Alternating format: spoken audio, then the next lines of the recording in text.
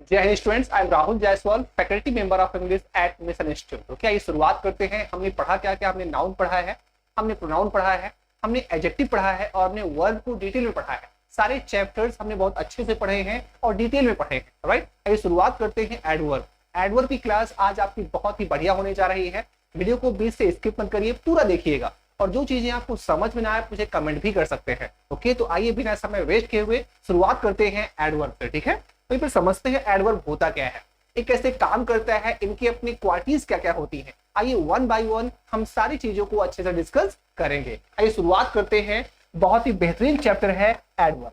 Clear है? आइए, अब एडवर्ब होता क्या है, इसका फंक्शन क्या होते हैं, इनके एट्रीब्यूट्स क्या होते हैं, उन सब की हम आज डिटेल में चर्चा करने वाले हैं। ठीक है, आइए शुरुआत करते हैं एडवर्ब। ओके, इसकी परिभाषा क्या होती है देख लेते हैं। Okay, adverb is a word,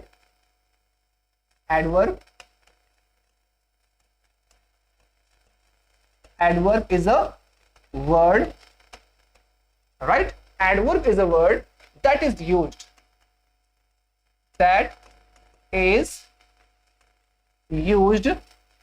to qualify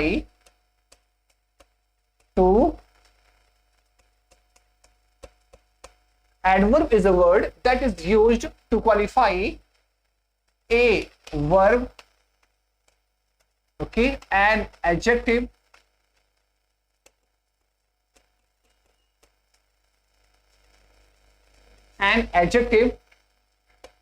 okay, preposition,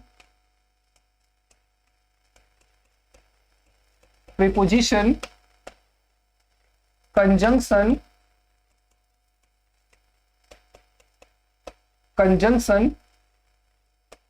and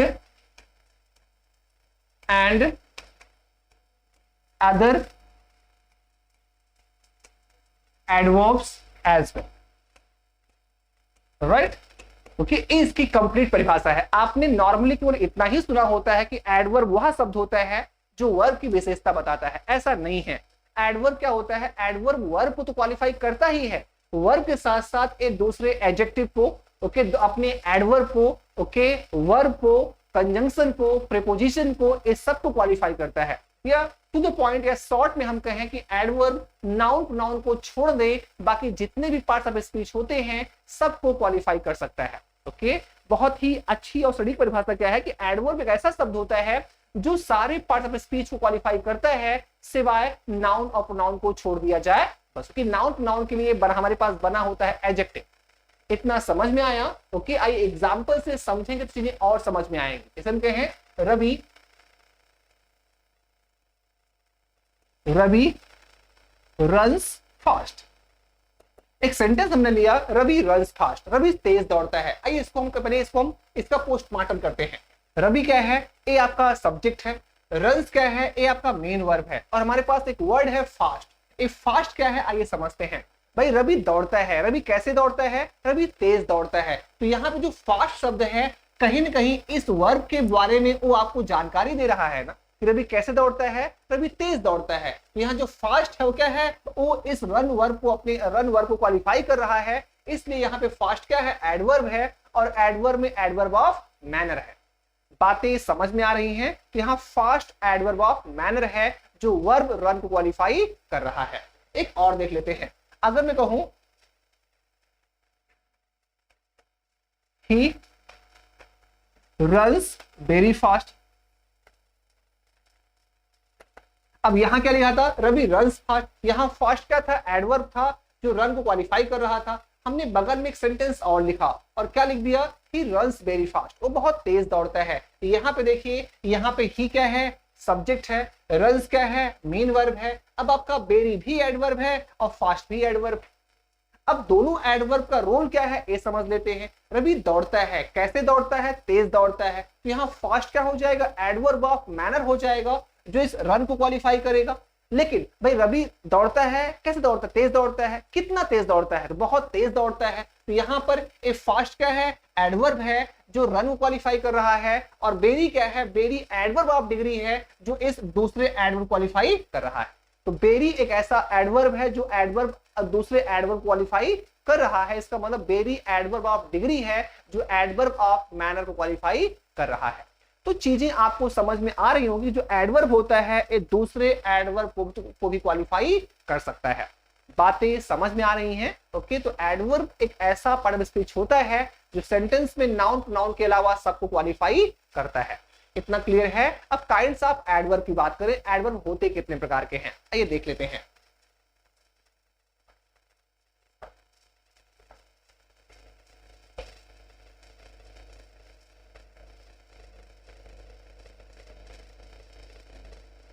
अगर काइंड्स ऑफ एडवर्ब की बात की जाए, एडवर्ब के कितने प्रकार होते हैं, तो हम कह सकते हैं there are 7 kinds of adverb. Adverb कितने प्रकार के होते हैं?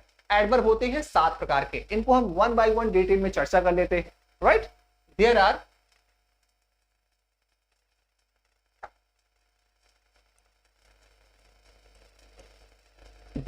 7 काइंड्स ऑफ एडवर्ब।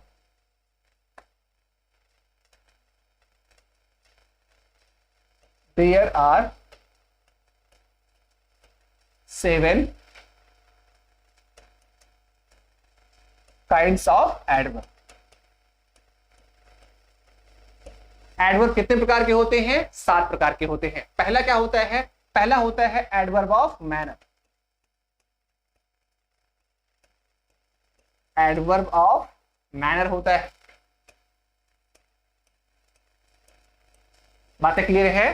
पहला क्या है? Adverb of manner. दूसरा क्या है? दूसरा है एडवर्ब ऑफ प्लेस। क्लियर है? पहला एडवर्ब ऑफ मैनर है, दूसरा एडवर्ब ऑफ प्लेस है, तीसरा है adverb of time.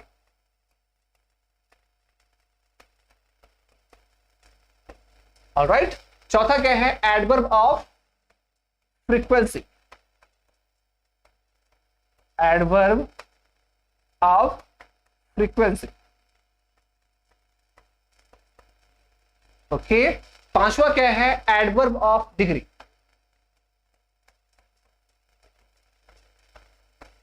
Adverb of degree. बातें समझ में आई? ओके, तो adverb of manner, adverb of place, adverb of time, adverb of frequency, adverb of degree. Right, number 6 क्या है? Interrogative adverb. 6 क्या है? Interrogative adverb.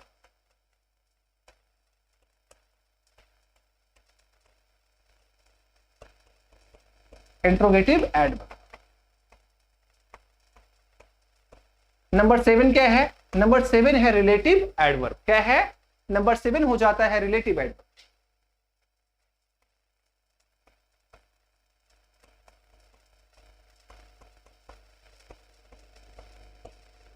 बातें समझ में आई? तो there are 7 kinds of adverb. 7 प्रकार के एडवर्ब होते हैं, वो आपके सामने है। इसे आप नोट डाउन कर सकते हैं, इसे आप राइट डाउन कर सकते हैं।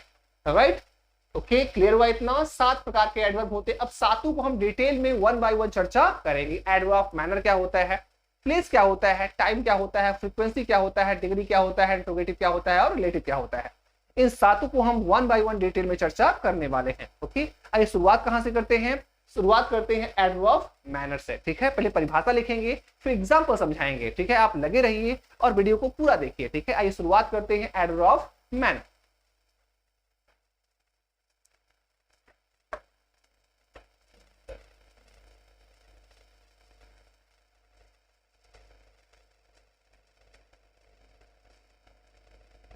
Adverb of manner.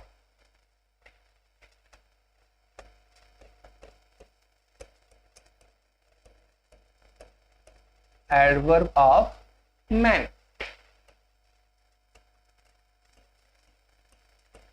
ओके, हम कह सकते हैं the adverb the adverb that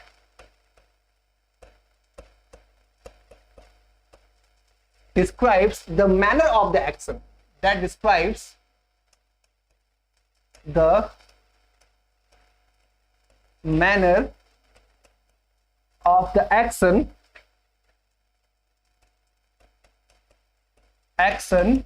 is called adverb of manner. क्या लिखा है? The adverb that describes the manner of the action is called adverb of manner. जो किसी भी एक्शन के मैनर को बतलाए उसे कहा जाता है एडवर्ब ऑफ मैनर। एग्जाम्पल आपके सामने है, हम कहें वेल, हम कहें बेस्ट, या हम कहें beautifully,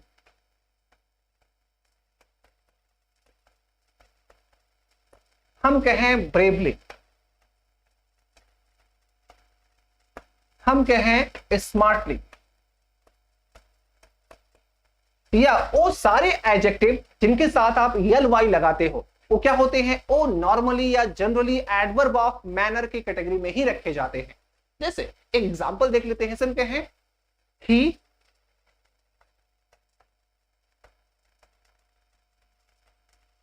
played beautifully yesterday.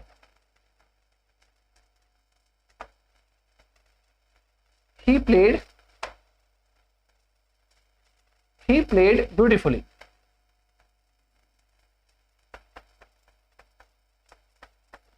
Beautifully yesterday. कल उसने बढ़िया खेला। कैसे खेला? कल उसने बहुत बेहतरीन खेला। तो यहां पे जो ब्यूटीफुली शब्द है वो कहीं ना कहीं इस प्लेड नाम के वर्ब को क्वालिफाई कर रहा है ना। कैसे खेला? बहुत ही बढ़िया खेला। तो ब्यूटीफुली क्या हो जाएगा? एडवर्ब ऑफ मैनर हो जाएगा। बातें समझ में आ रही हैं? तो नॉर्मली जिन एडजेक्टिव में आप एल वाई लगा देते हो वो एडवर्ब ऑफ मैनर ही कहलाता है।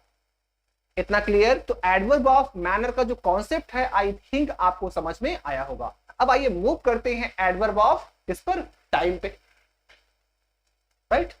आइए दूसरा क्या है? Adverb of time.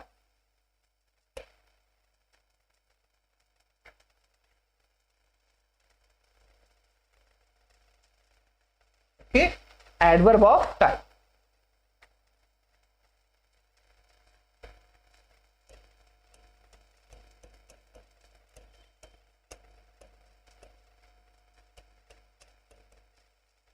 अब एडवर्ब ऑफ टाइम क्या होता है? सिंपल सा है, the adverb that is used या the adverb that describes the time of an action. जो किसी भी एक्शन के टाइम को बताए, उसके होने के समय को बताए, उसे ही कहा जाता है एडवर्ब ऑफ टाइम। हम कह सकते हैं the adverb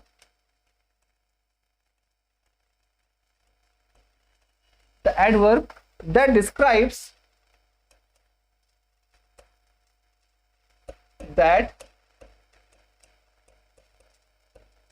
describes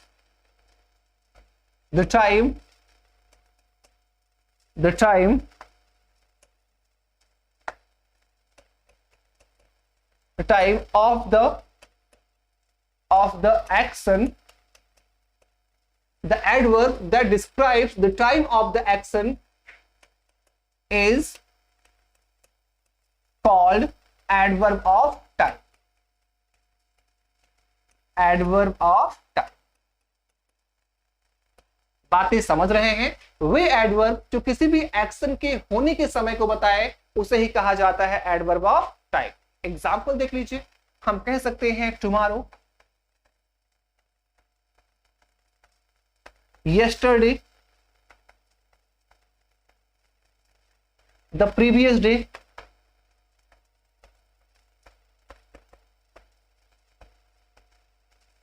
okay, tomorrow, yesterday, the previous day, today, next day, right? So these are the examples of adverb of time. ये adverb of time के examples हैं। एक सेंटेंस में इसको पिरो के देख लेते हैं। हम कहें today he came late. Today he came late. तो यहां पे लेट टुडे क्या है? ए एडवर्ब ऑफ मैनर है। क्लियर हुआ इतना? तो ए आपका एडवर्ब ऑफ मैनर का एग्जाम्पल रहा और ए उसकी परिभाषा भी रही। चीजों को बराबर से समझते चलिए। जहां कहीं भी दिक्कत हो यू कैन कमेंट में, आप मुझे कमेंट कर सकते हो। ओके, तो हमने क्या सीखा? हमने सीखा एडवर्ब ऑफ मैनर, हमने सीखा एडवर्ब ऑफ टाइम। अब आगे मूव करते हैं, हम सीखने जा रहे हैं एडवर्ब ऑफ प्लेस। ओके, चलिए।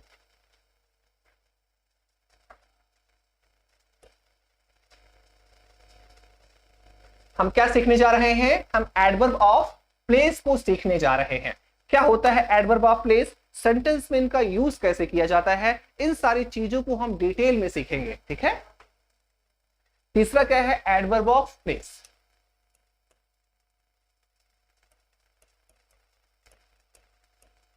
Adverb of place. अब एडवर्ब ऑफ प्लेस क्या होता है आइए समझते हैं। सिंपल सा है, the adverb that describes the place of an event और action is called adverb of place. ठीक है, आइए इसको लिख देते हैं।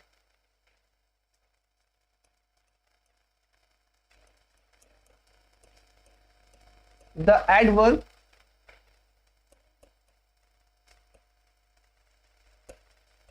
that describes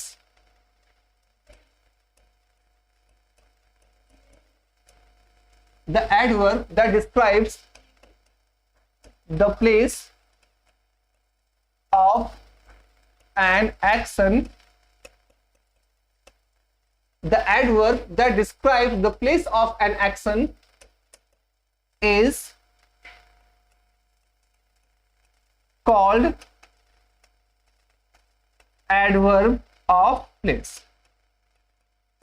बातें समझ में आ रही हैं? The adverb that describe the place of an action is called adverb of place. Way adverb जो किसी भी एक्शन के प्लेस को डिस्क्राइब करते हैं कि एक्शन हुआ कहां पर है, उन्हें ही कहा जाता है एडवर्ब ऑफ प्लेस। एग्जाम्पल देख लीजिए, तो हेयर है, हियर है, देयर है, समवेयर है, एवरीवेयर है,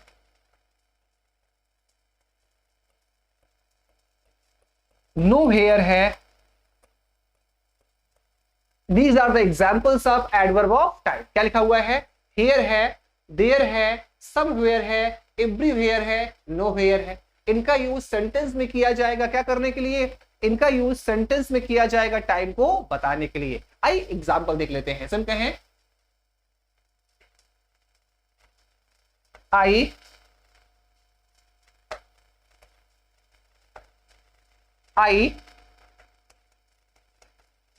tried to find him everywhere. I tried to find him everywhere, but I could not find him anywhere. बातें समझ में आ रही हैं? I tried to find him everywhere, but I could not find him anywhere. मैंने उसे हर जगह ढूंढने की कोशिश की, लेकिन मैं उसे कहीं नहीं पा सका। तो यहां पर हमारे पास दो एडवर्ब है। यहां एवरीवेयर भी एडवर्ब ऑफ टाइम है और यहां एनीवेयर भी क्या है? एडवर्ब ऑफ टाइम है। बातें आई होप आपको समझ में आ रही होंगी। तो एडवर्ब ऑफ प्लेस हमने सीखा, एडवर्ब ऑफ मैनर हमने सीखा, एडवर्ब ऑफ टाइम भी हम क्या रहे हैं? सीख चुके हैं। बातें समझ में आया। अब आगे चलते हैं, एडवर्ब ऑफ फ्रीक्वेंसी क्या होता है। चलिए हम क्या सीखने जा रहे हैं? हम सीखने जा रहे हैं कि एडवर्ब ऑफ फ्रीक्वेंसी क्या होता है और सेंटेंस में इनका यूज कैसे किया जाता है। ठीक है, और एग्जाम में इनके बेसिस पे प्रश्न कैसे पूछे जाते हैं, हम सारी चीजों को डिटेल में सीखने वाले हैं।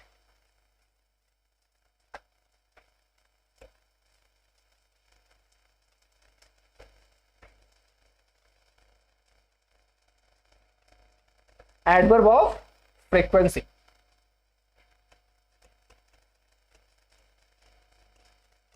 Adverb of frequency. ये एडवर्ब ऑफ फ्रीक्वेंसी क्या होता है? फ्रीक्वेंसी को हिंदी में कहा जाता है बारंबारता।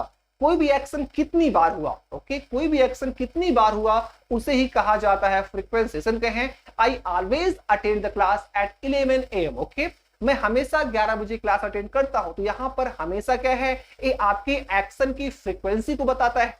जैसे I never go to school on foot, मैं कभी पैदल स्कूल नहीं जाता। तो यहां पर आप कब नहीं जाते, कितनी बार नहीं जाते? तो हम कभी नहीं जाते। तो यहाँ पे नेवर क्या हो रहा है? गो के फ्रीक्वेंसी को बता रहा है। तो यहाँ पे ऑलवेज है, नेवर है, समटाइम्स है, ऑफन है, These are the examples of adverb of frequency. ये adverb of frequency के examples हो जाते हैं। आइए पहले इसकी परिभाषा लिखते हैं, फिर एग्जाम्पल लिखेंगे, फिर सेंटेंस में यूज करेंगे, सारी चीजें आपको अच्छे से समझाई जाएंगी। आइए हम एडवर्ब ऑफ फ्रीक्वेंसी के डेफिनेशन को देख लेते हैं।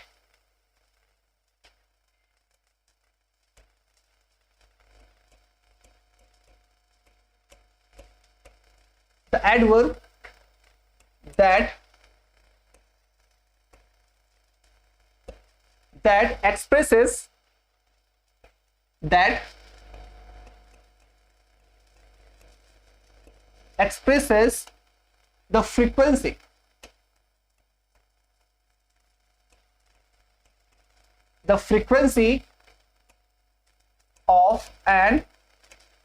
of an action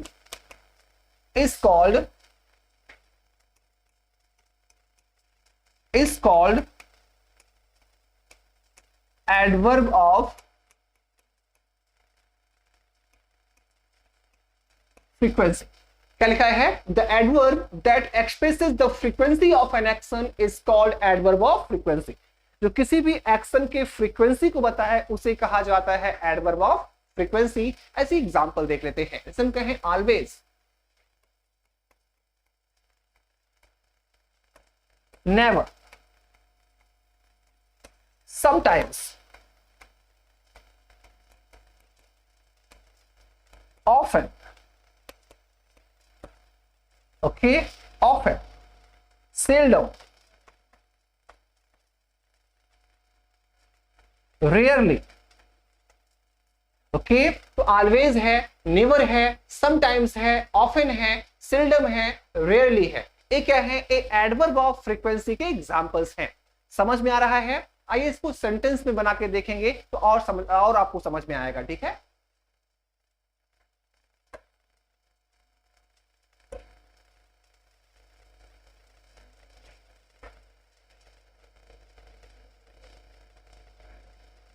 जैसे she always attends school in time, वो हमेशा समय से क्लास में आती है।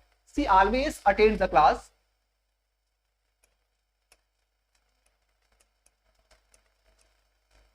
She always attends the class in time. लिखा है ना, she always attends the class in time. यहां पे जो ऑलवेज है क्या है? A adverb of frequency. एक और देख लेते हैं। आई हैव नेवर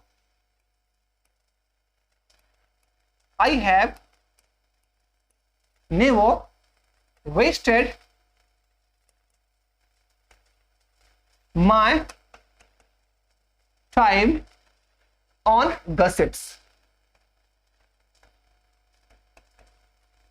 गसिप्स का मतलब होता है गप्पेबाजी या गप सड़ाता, राइट। तो I have never wasted my time on gossips. मैं गसिप्स में या गप्पेबाजी में मैंने अपना समय कभी बर्बाद नहीं किया है।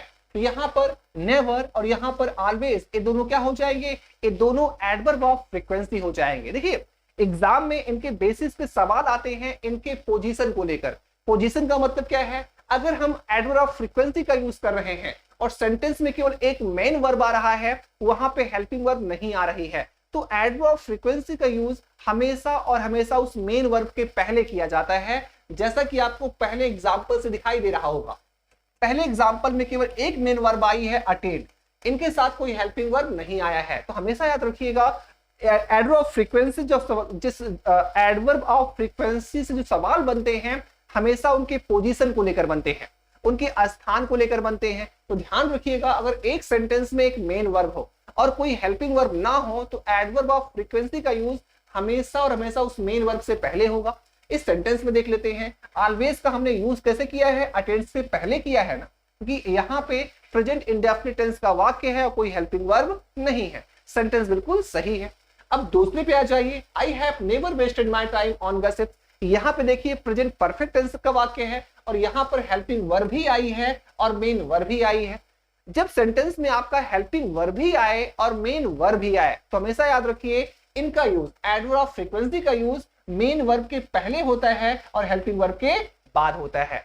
दूसरे सेंटेंस के एग्जांपल से आपको भली भांति समझ में आ रहा होगा। हमने क्या किया है, हैव के बाद मेंबर का यूज किया है और वेस्टेड से पहले किया है। इसका मतलब क्या है, हेल्पिंग वर्ब के बाद किया है और मेन वर्ब के पहले किया है। तो इनकी पोजीशन को आप दिमाग में रखिएगा, समटाइम्स यही से अक्सर क्वेश्चन पूछता है रिगार्डिंग देयर इट्स पोजीशन। बातें समझ में आई? ये रहा एडवर्ब ऑफ फ्रीक्वेंसी। अब हम बात कर लेते हैं एडवर्ब ऑफ डिग्री के बारे में कि एडवर्ब ऑफ डिग्री क्या होता है, इनकी परिभाषा क्या होती है और एग्जाम में इनसे प्रश्न कैसे पूछे जाते हैं। आइए देख लेते हैं adverb of degree.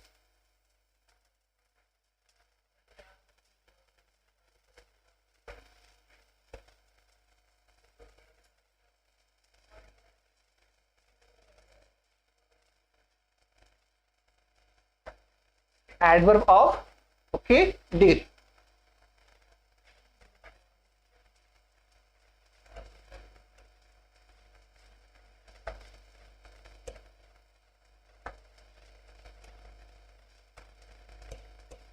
Right, the adverb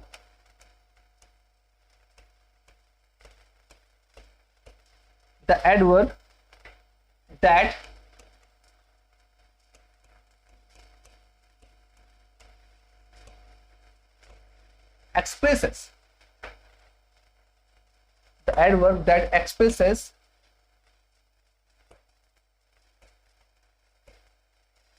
the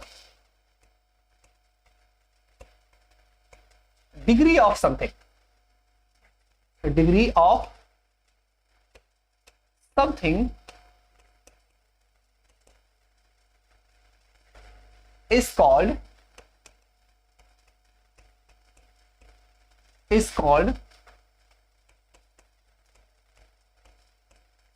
adverb of degree। क्या कह रहा है, the adverb that expresses the degree of something is called adverb of degree. ऐसे एडवर्ब जो किसी भी चीज के डिग्री को बताते हैं उन्हें कहा जाता है एडवर्ब ऑफ डिग्री। एग्जाम्पल देख लेते हैं। अगर हम बात करें हार्डली की, अगर बात करें बेयरली की, अगर बात किया जाए स्केर्सली की, hardly, बेयरली, scarcely, rather, Fairlie,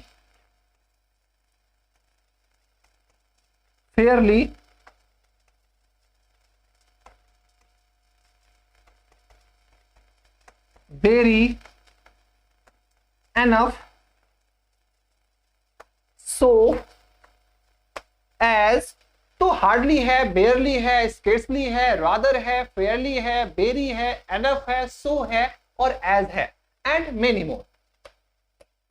etc। These are the examples of adverb of degree। Okay, ये एडवर्ब ऑफ डिग्री के एग्जांपल्स हैं। ओके, हार्डली, बेयरली और स्कैर्सली। आपको ये ध्यान देना है, हार्डली, बेयरली और स्कैर्सली, इसका जो मतलब होता है ये निगेटिव अर्थ देता है। हार्डली का मतलब होता है ऑलमोस्ट नॉट, लगभग नहीं। जो मतलब हार्डली का होता है वही मतलब बेयरली का भी होगा और वही मतलब स्केर्सली का भी हो जाएगा। इसका मतलब होता है लगभग नहीं। तो ये निगेटिव वर्ड होते हैं, इनके साथ नॉट का यूज नहीं किया जाता और जनरली एग्जाम में इनके साथ आपको नॉट लगाएगा कि हम उतना ज्यादा हमें बेसिक्स उतना क्लियर नहीं होता। हम जैसे ही नॉट लगता है इनके साथ सेंटेंस गलत हो जाता है। गलत होने की वजह क्या है, ये पहले से ही निगेटिव है तो इनके साथ नॉट लगाने कोई मतलब नहीं है। आइए इसको हम सेंटेंस में यूज करके देखते हैं और यहां से कैसे सवाल बनते हैं ये भी देख लेते हैं।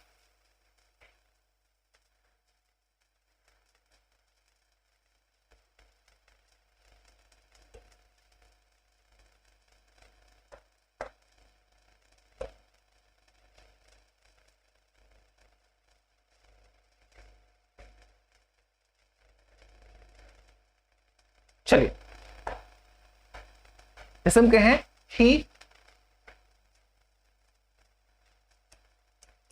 he feels very bored at home। He feels very bored at home as he has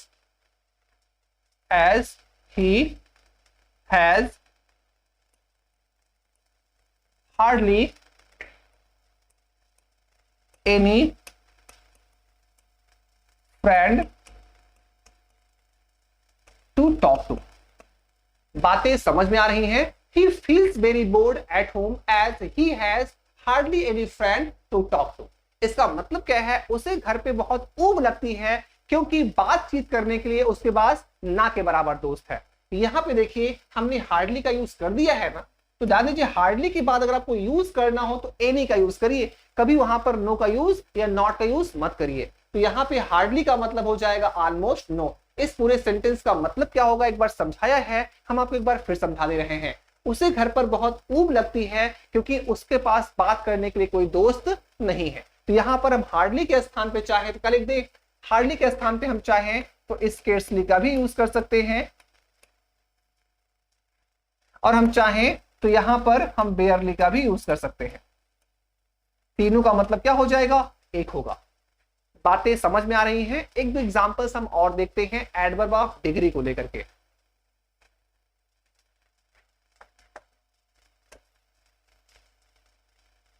SIM कहें ही इज, सिम कहें आई एम हैप्पी।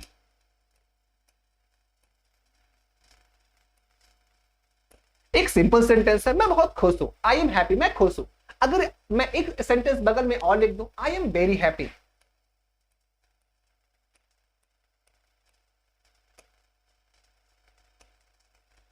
तो आपके खुश होने की डिग्री बढ़ गई ना। यहां पे सिंपल सेंटेंस है आई एम हैप्पी, और बगल में एक सेंटेंस मैंने और लिखा है, और क्या लिखा है, आई एम वेरी हैप्पी। तो वेरी क्या कर रहा है, इस हैप्पी के डिग्री को बढ़ा दिया है ना, तो वेरी क्या हो जाएगा, वेरी आपका एडवर्ब ऑफ डिग्री हो जाएगा। बातें समझ में आ रही हैं। ओके चलिए, तो एडवर्ब ऑफ डिग्री हमारा क्लियर हुआ। अब आगे चलते हैं इंट्रोगेटिव एडवर्ब पे। ठीक है, इंट्रोगेटिव एडवर्ब क्या होता है।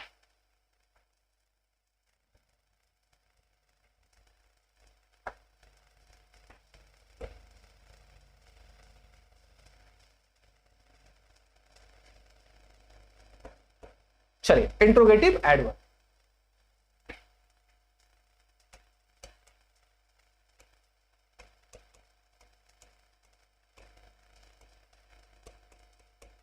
Interrogative adverb. Okay,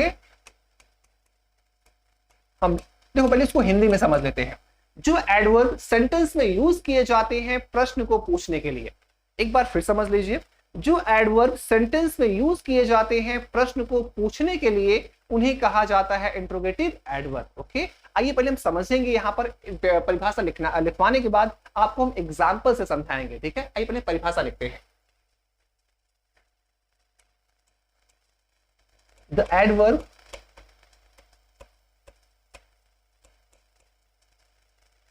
that is used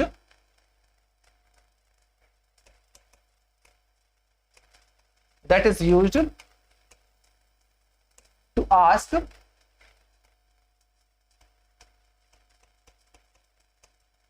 questions is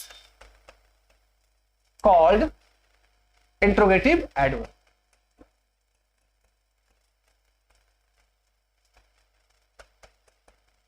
is called interrogative adverb. ए होते क्या क्या हैं, आइए देख लेते हैं। ए होते हैं वेयर, ए होते हैं व्हेन, ए होते हैं व्हाई, ए होते हैं हाउ। इंट्रोगेटिव एडवर्ब चार होते हैं, व्हेन होते हैं, वेयर होते हैं, व्हाई होते हैं और हाउ होते हैं। भाई सिंपल सा है, इनका यूज सेंटेंस में क्यों किया जाएगा, डैम श्योर है प्रश्न को पूछने के लिए किया जाएगा। आइए एग्जांपल जैसे देख लेते हैं। हम कह सकते हैं वेयर आर यू गोइंग,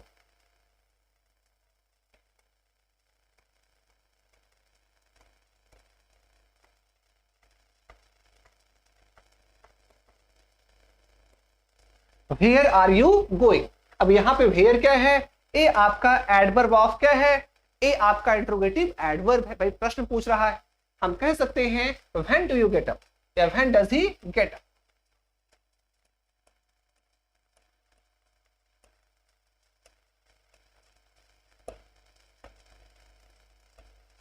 तो व्हेन क्या है, इंट्रोगेटिव एडवर्ब है।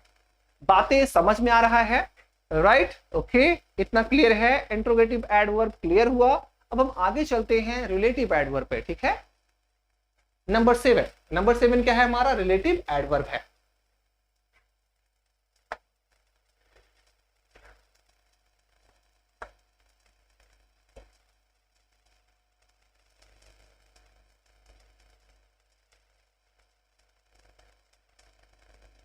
रिलेटिव एडवर्ब, ठीक।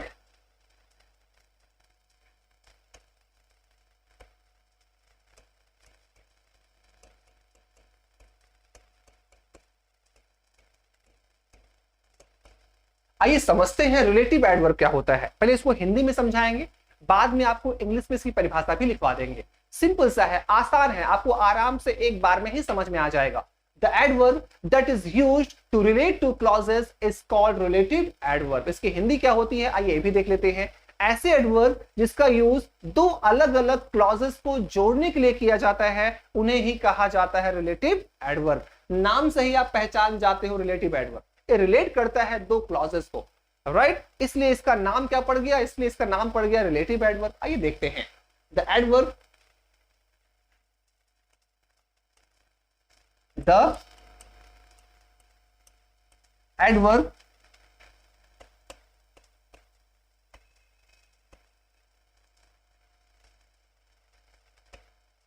that is used, the adverb that is used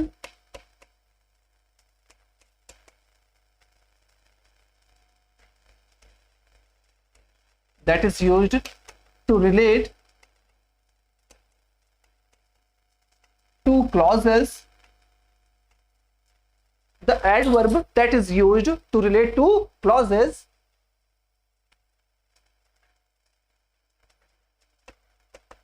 is called relative adverb।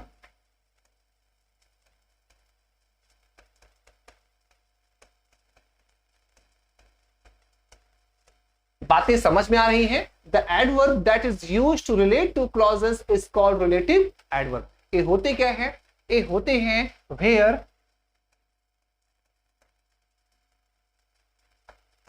ये होते क्या है? ये होते हैं वेयर, ये होते हैं व्हेन, ये होते हैं व्हाई। अब आप सरप्राइज होंगे कि इससे पहले जो इंट्रोगेटिव एडवर्ब था वहां पे भी हमने यही देखा। क्या देखा? वेयर देखा, व्हेन देखा और व्हाई देखा। और यहां पर जब हम रिलेटिव एडवर्ब पढ़ रहे हैं तो यहां भी तीनों आ गए हैं। तो सिंपल सा है, इंग्लिश में हम चीजों को देखकर नहीं समझते, उनके फंक्शन पे समझते, उनका यूज कैसे किया जा रहा है। जब दो क्लॉजेस को रिलेट करने के लिए किया जाए तो वहां पे हो जाएंगे रिलेटिव एडवर्ब, जब प्रश्न पूछने के लिए किया जाए तो वहां पे हो जाएंगे इंट्रोगेटिव एडवर्ब। आइए एग्जांपल देखेंगे तो क्लियर हो जाएगा। हम कह सकते हैं द प्लेस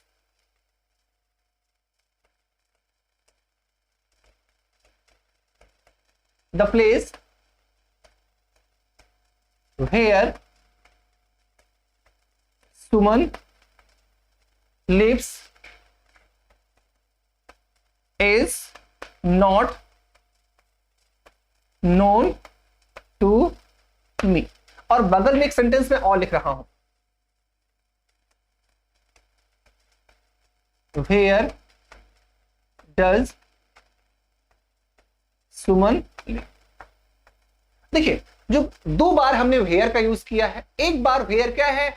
यहां पर वेयर रिलेटिव प्रोनाउन है, रिलेटिव एडवर्ब है, और यहां पे वेयर इंट्रोगेटिव एडवर्ब है। ऐसा क्यों हो रहा है आइए मीनिंग निकालते हैं। द प्लेस वह स्थान जहां पर सुमन रहती है मुझे नहीं पता है भाई। The place where Suman lives is not known to me. तो ये आपका कहीं ना कहीं इंट्रोगेटिव वर्ड तो नहीं है भाई, आपसे प्रश्न थोड़ी पूछ रहा है, आपको बताया जा रहा है ना। तो यहां पर देखो सुमन लिव्स ए अलग क्लॉज हो गया, the place is not known to me, the place is not known to me a अलग क्लॉज हो गया, और इसे जोड़ कौन रहा है? इसे जोड़ रहा है वेयर। जब दो अलग अलग क्लॉजेस को जोड़ा जाता है तो हमने रिलेटिव एडवर्ब क्या है? रिलेटिव एडवर्ब का यूज करते हैं, और यहां पर जो वेयर है वो यही काम तो कर रहा है। यहां पर वेयर प्रश्न तो नहीं पूछ रहा है, तो जब ये प्रश्न नहीं पूछते, दो अलग अलग क्लॉजेस को जोड़ने का काम करते हैं, तो इन्हें कहा जाता है रिलेटिव एडवर्ब। एग्जाम्पल से सब कुछ क्या है? बिल्कुल साफ। और यहां पे देख लीजिए, यहां पे साफ साफ लिखा हुआ है वेयर डज सुमन लिव, सुमन रहती कहां है। तो यहां पर आपसे प्रश्न किया जा रहा है, यहां पे आपसे प्रश्न पूछा जा रहा है ना, यहां क्या हो जाएगा? यहां हो जाएगा इंट्रोगेटिव एडवर्ब। बातें समझ में आ रही हैं? आइए एक दो एग्जांपल और देख लेते हैं।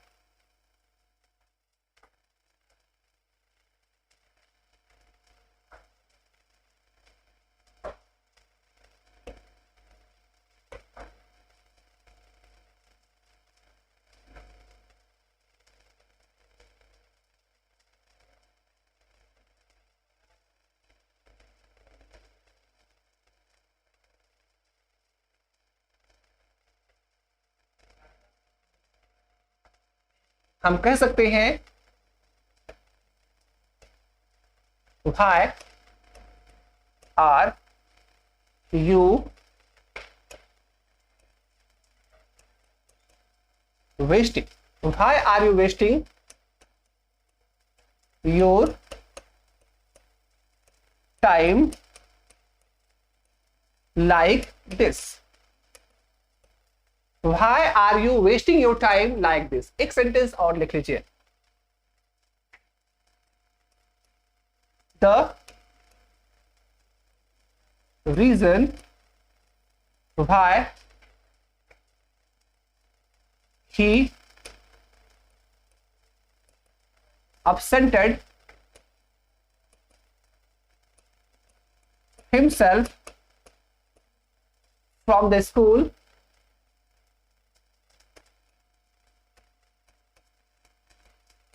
is at to be discovered.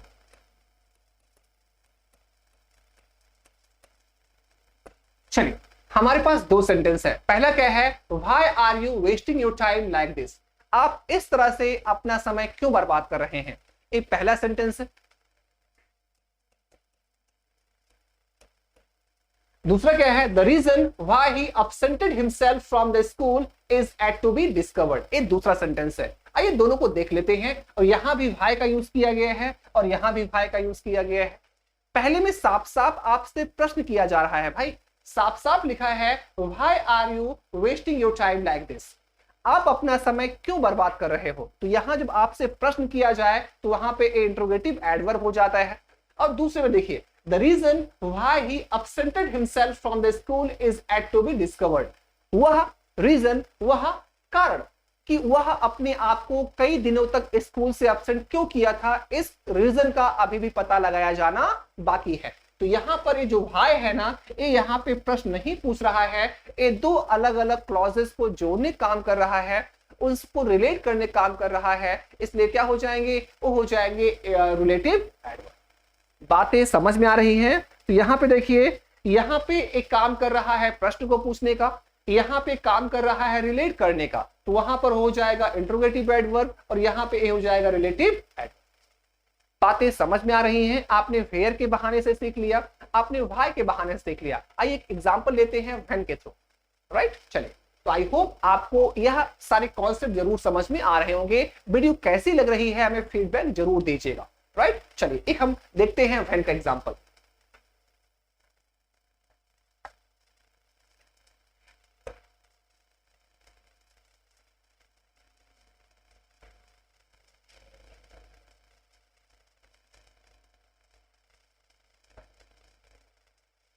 The time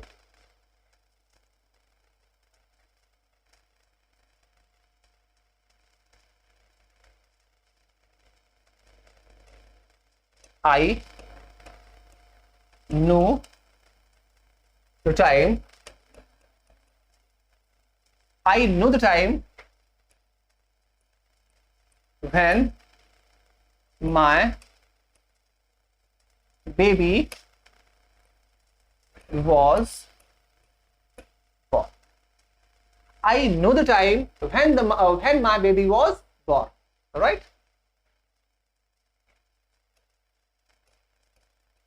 When do you get up every day? देखिए दो सेंटेंस है। पहला क्या लिखा हुआ है? I know the time when my baby was born. Okay, मुझे उस समय का बिल्कुल पता है जब मेरा बेबी क्या हुआ? पैदा हुआ। दूसरे में क्या है? When do you get up every day? आप रोज कब उठते हो? तो आइए देखते हैं। इंटरेस्टिंग बात क्या है कि यहां भी व्हेन है और यहां भी व्हेन है। तो डैम श्योर है जो पहला वाक्य है वहां पर दो अलग अलग क्लॉजेस को रिलेट किया जा रहा है ना, जो पहला वाक्य है वहां पे दो अलग अलग क्लॉजेस को रिलेट किया जा रहा है, वहां पे प्रश्न नहीं पूछा जा रहा है। तो जब दो अलग अलग क्लॉजेस को रिलेट किया जाता है, कोई प्रश्न नहीं पूछा जाता, तो वहां पर उसे कहा जाता है रिलेटिव एडवर्ब। लेकिन जब उनसे प्रश्न पूछा जाता है, उनसे क्वेश्चन किया जाता है, उसे कहा जाता है इंट्रोगेटिव एडवर्ब। और यहां पे वही हो रहा है ना, यहां पे साफ साफ सामने वाला आपसे पूछ रहा है कि आप कब उठते हो भाई, राइट। यहां पे सामने वाला आपसे क्वेश्चन कर रहा है कि आप कब उठते हो। तो उसी तरह से यहां पे व्हेन क्या हो जाएगा, व्हेन हो जाएगा आपका इंट्रोगेटिव एडवर्ब, और यहां पे व्हेन क्या हो जाएगा, रिलेटिव एडवर्ब। बातें समझ में आ रही हैं? तो हमेशा याद रखिए, कंफ्यूज मत होइएगा। इंग्लिश में हमारे पास यही तीन है। एक क्या है, इंट्रोगेटिव में कितने आते हैं, चार आते हैं, व्हेन, वेयर, व्हाई और हाउ। एक क्या होता है, ए इंट्रोगेटिव होता है।